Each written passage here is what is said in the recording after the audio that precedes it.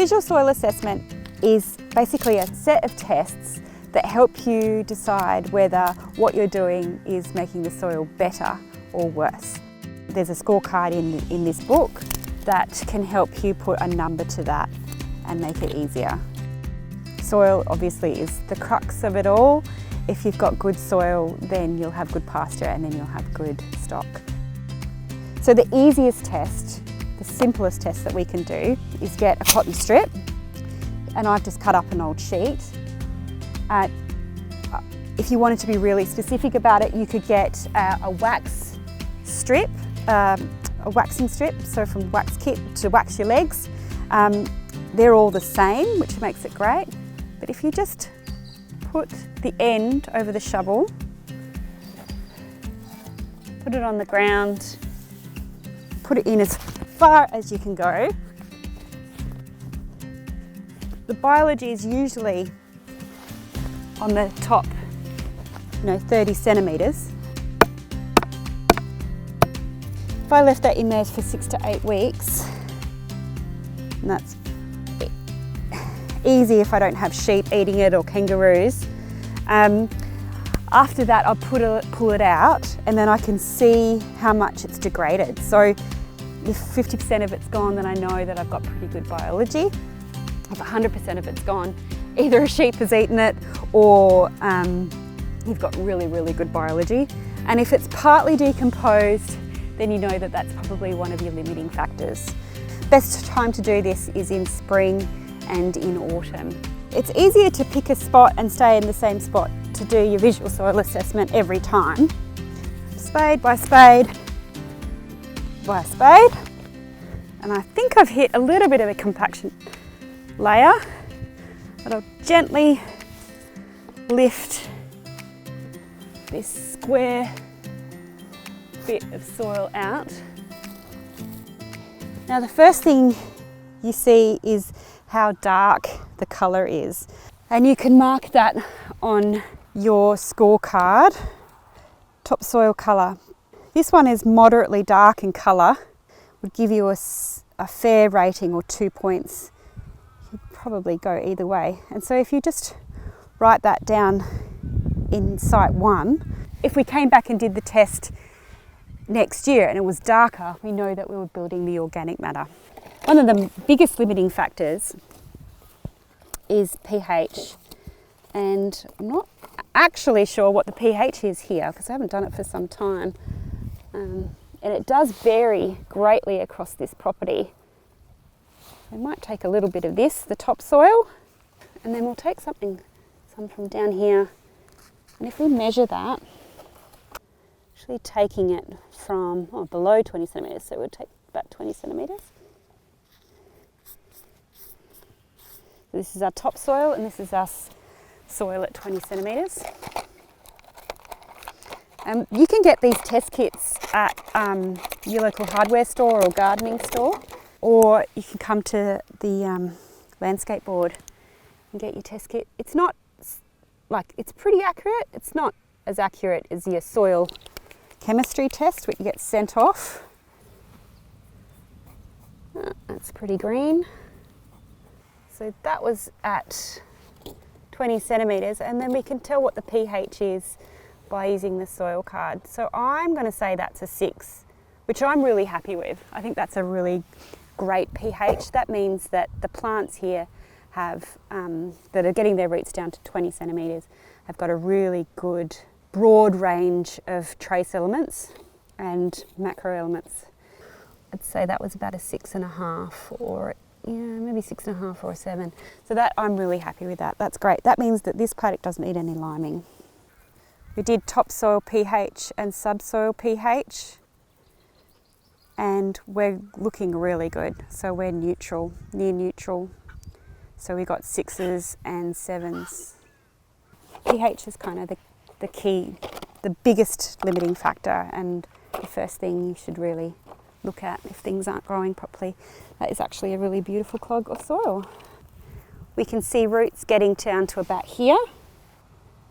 So there's a layer here where the roots are getting down. There's not much root growth. We've had a really, really dry summer and all of these grasses are annuals, grasses and weeds. We have put some trees in here, they would be getting down deeper. So the root growth is really, really short.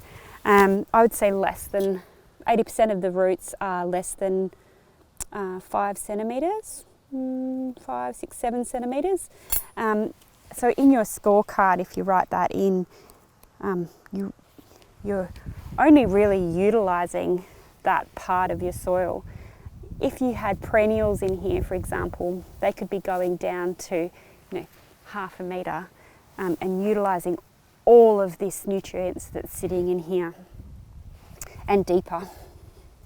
The root development was shallow and sparse, so these are all 1 points. Topsoil colour was pretty good, we were moderately dark. So just about here we can see that the dark brown is turning into a light brown, and if you can feel it, this is a very hard layer and this comes off a little bit easier. So in the soil test results card, you'd put in the soil compaction section the depth of the compaction layer in centimetres, and we'd put 18 or 19 centimetres. And here in the scorecard, we've got a thick layer of compaction and no root growth, so we've got 1. It's not in the book, but what you can do is make a penetrometer like this, or buy a penetrometer, and this will tell you how far into the soil the roots are. Now this one has a little dial at the top, so we're going to push it into 300 psi. I'm going to go down, and we've got 5 centimetres, 5, 6, 7, maybe 8 centimetres deep at 300 psi. And if we go along down to 600,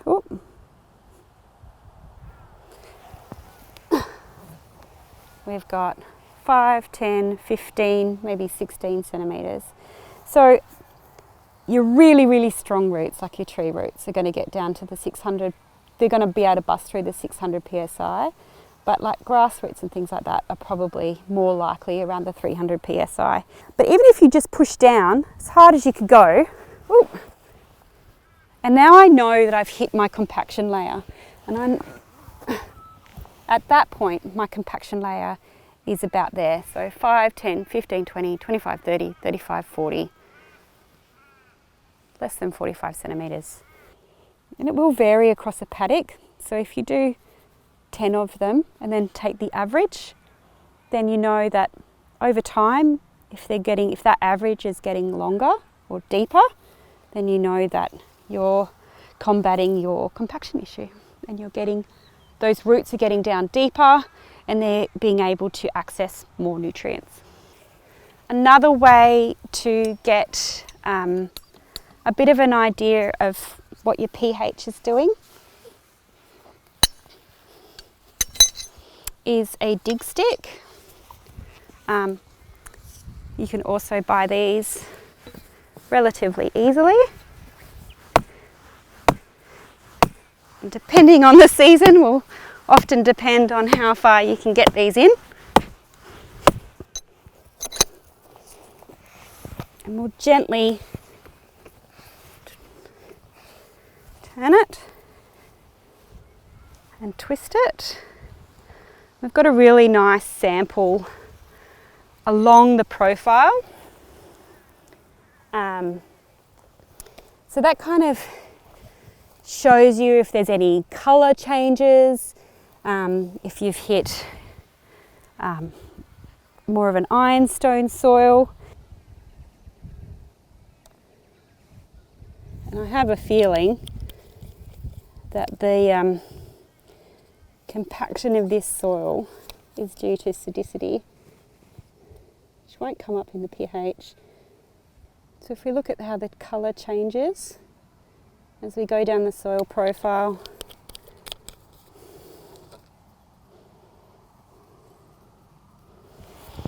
We don't have any extreme yellows or oranges, and we don't have any purples, or slightly purple. But we're in the neutral zone, which is great. But if you did have acidity at a lower level, which often is the case with acidic soils, your subsoil is often more acidic. This is a great way to just test it at depth. Aggregates are clumps of soil that have been bound together by the microorganisms, combination of microorganisms and chemistry in the soil. One of the tests that we do is the slaking and dispersion test. So this is from the top 5 to 10 centimetres. I'm just going to gently place that in there. And this is from the bottom of that hole. And that's pretty amazing that that actually stuck together because it wasn't aggregating very much.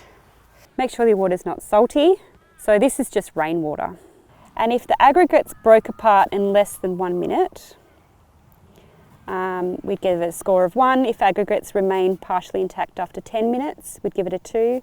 And if aggregates remained intact after 10 minutes, we'd give it a 3. Now, if aggregates stay intact, that means the biology that's there has created lots of gooey, amazing stuff that is keeping those soil clumps together.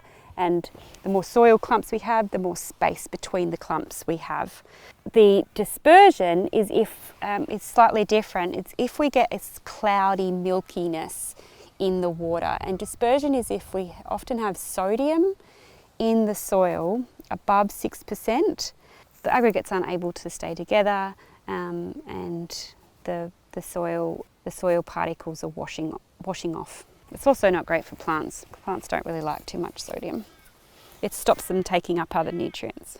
You can see a little bit of milkiness there, more sodium at the bottom because it's been washed down to lower levels by the rain. If it kind of all fell apart within 10 minutes, we'd give it a 2. So if it's greater than 10 minutes, we'd give it a 3. This soil is not from that far away. And if we put that in there, we can just see in less than a minute, see how it's just falling apart. That's slaking. And then you see this milkiness coming in the water. It's not too bad, but that is your dispersion. Just see if it's any different in this brown layer.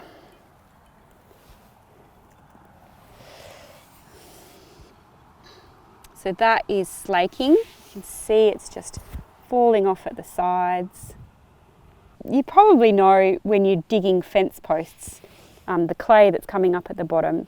If you can just take a couple of aggregates of that and test it, gives you a really good indication of what's happening underneath your soil. On Kangaroo Island we have a huge variation in soils. You'd want to do this randomly, so someone said throw a hula hoop, which is a great idea, to do a quadrant. Now I've just been a bit lazy and got 4 rulers to make my quadrant. You can do it in lots of different ways. You can get a bit of rope or string, or you can cut it out, cut a square out of cardboard. I like these because they pack up nicely in my kit. And what we're looking for is what's inside this quadrant. Now, if I put this quadrant right next door, it would be different. So it does have to be random, and this is why we do more than one per paddock, just so that you get a bit of a better indication of what's actually happening across the paddock. So here we have some clover, I think, coming up. We've got a lot of weed. We've got cape weed. We do have some grasses. This paddock's pretty well known for its barley grass and its silvergrass. Silvergrass is dying off. Barley grass is slowly getting away. Numbers are getting down, where we're getting a more variety. But we would be able to tell that if we keep doing this every year, what percentage is weeds and what percentage is desirable plants. But comparing the percentage of weeds to desirable pasture in your quadrant lets you know over time how well your pasture is going. If you can monitor your pastures, you know that weeds are just undesirable because they're like a band-aid for the soil. So if we've got more desirable species, we know that our soils are healthy and we're heading in the right direction in terms of what we want to feed our stock. Weeds are really good indicators of compaction, nutrient imbalance in the soil, and there is lots of information on weed species and what they tell us.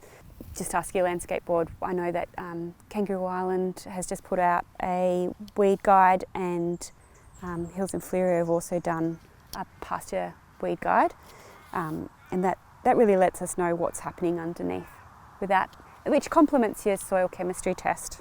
If we've got a lot of capeweed here, for example, we might have a lot of red-legged earth mite, and that capeweed will smother the pasture species that we do want. So if we get on top of it now, we might have more pasture, better pasture through the season.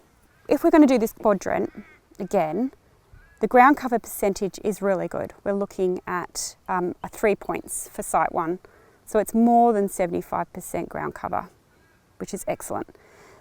The weed cover percentage isn't so great because the majority, 50 to 75% is weeds. So we'd give it 2 points. Now, while we're still looking at the quadrant, we can look at the leaf colour, which is okay. There's a little bit of yellowing there, but not too bad. We don't have stunted plants or major leaf discoloration. Some vary growth and colour. I think it's pretty much appropriate leaf colour and uniform plant growth. It's pretty tough season, but it's looking pretty good. What I've made is a little infiltration tester. The size of it does matter. So this is 100 millimetre PVC, and we're going to push it into the soil to 2 centimetres. And because I didn't want to cut up my tape, I've created 0 to 7 centimetres from the 2 centimetre mark. Now, there's lots of different ways of doing this. If you've done it a different way in the past, stick to it. But I find this way a lot easier to do rather than calculating how much water we need to pour in. So we're going to whack this into the ground up to the 2 centimetre mark. Oh, that wasn't hard. That's 2 centimetres on that side. It's 2 centimetres on that side. And so we haven't really damaged the inside soil. So hydrophobic soil is often a very fine crust on top, which stops the water penetrating. Hydrophobic means non-wetting, otherwise known as hydro, which is water, and phobic, scared of. So what I'm going to try and do is gently pour it in without disturbing the crust up to the top. If the water went through very quickly, then we know that we would almost lose that moisture in the topsoil. But in this case, the water is going down slowly, but it's still going down, which is good. When it rains, if it rains heavily, we want to get most of that rain into the soil. Whatever doesn't go into the soil will wash off, maybe even cause erosion. Some of it will go in your dam, but some of it will just go, especially if you've got a bit of slope, will go down into the slope. If you want to rehydrate your landscape and rehydrate your pasture, we need to make sure that the top layer of your soil is not repelling the moisture when it rains. So ideally, you'd really want to see all that water gone in 6 minutes, but again, that's ideal, and no two soils are the same. 6 minutes, and we're looking at 1/2 centimetre. So even though it looks lovely and moist and dark, it's not sucking in that water. So we've got a bit of work to do here.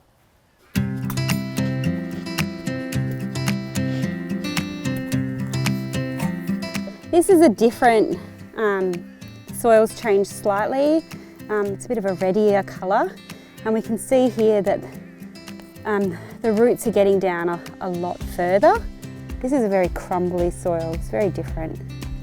This is what I'm talking about, chocolate cake. But what we're looking for is worms. That's another earthworm, we can tell by the colour. Oh, we got another worm. We've got 2 more worms, 3 more worms, yay! So we've got 5 worms. They do like living in the top 5 centimetres. There are other types that go deeper, so you want a variation in your worm species. I'm going to attempt to do a ribbon test on this bit of clay that I have here. Break it up. Yep, got a handful. And so now I just need to grab some water. So to do the hand texture test, or the ribbon test, just wet my hands slightly. Oh, I've got more spiders. Good then. Just a few drops of water.